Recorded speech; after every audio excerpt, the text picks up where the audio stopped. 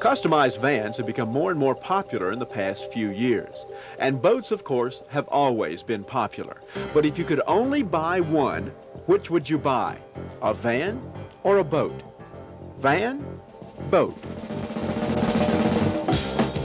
Can't make up your mind? Well, how about a van boat? With the new van boat, or RV cruiser as it's called, it's possible to drive your van right across the water. The driver of this van, or pilot of this boat, whichever you prefer, is Doug Johnson. He came up with this idea to make things easier for people camping by a lake. I was in Florida at Lake Okeechobee in 1974 and saw all these motor homes and everything down there. And I just thought it'd be real nice if you could come up with a way that you put your motor home on there and make a boat for all these fishing and everything. Wouldn't have to bring you all the boats and everything with you. You'd have it. This isn't the first time Doug Johnson has put a vehicle in an unusual place. At his house, he has a truck for a mailbox. And he liked that idea so much that back in 1968, he decided to put a full-size tractor trailer rig on top of a platform to serve as the sign for a truck stop he used to run.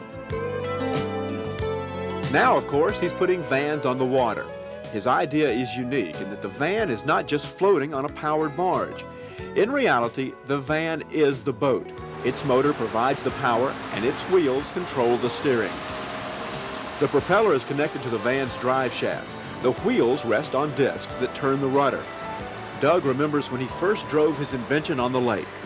And there was one fellow down there, he was drinking a little bit, and he come out and he was hollering for somebody to come out real quick. He said, "Oh, Lord, have mercy." He said, "I'm drunker than I thought I was." Said, "I looked out my boat window and a van passed by."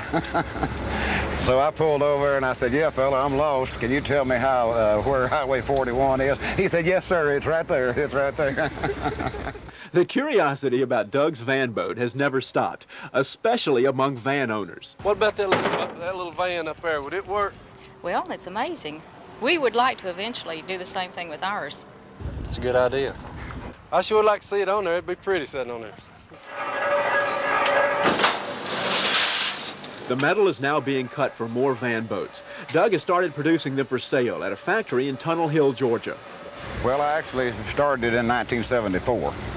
And then we had the problem with the fuel situation. I had to stay in Florida extra 2 weeks to get enough gasoline to come back home. Everybody was scared to death.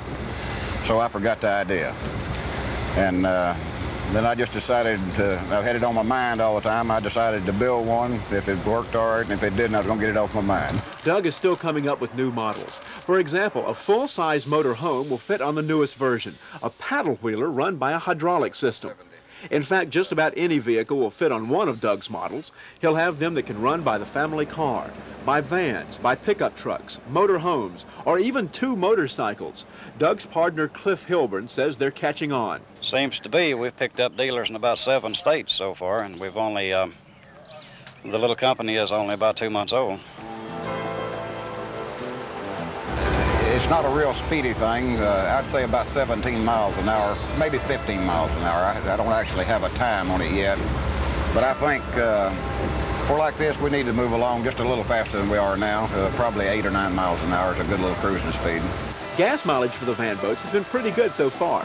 Better, in fact, than for many boats. Also, they only draw about 3 inches of water.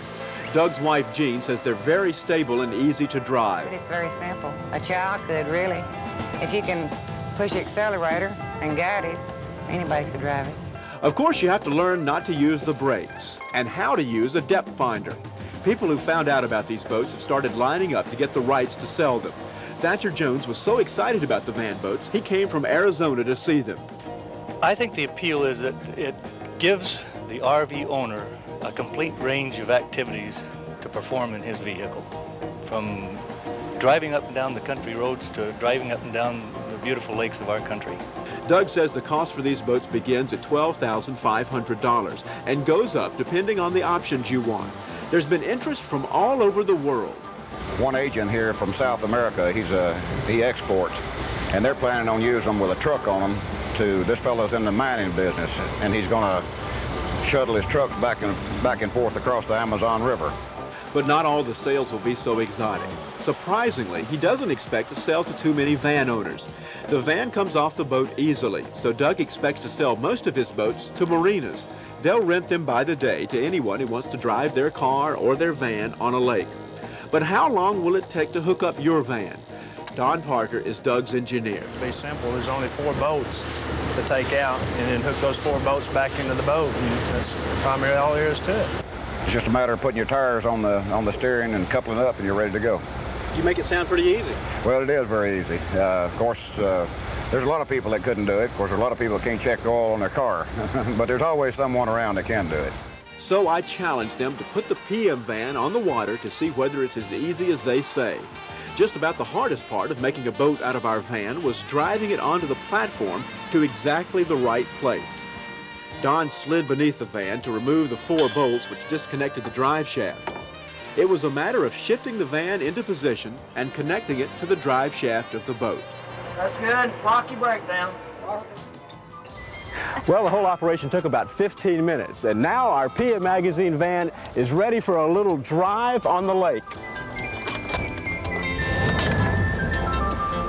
It took just a little instruction for me to become a pilot, and the PM van was motoring the lake in its maiden voyage as a pleasure craft.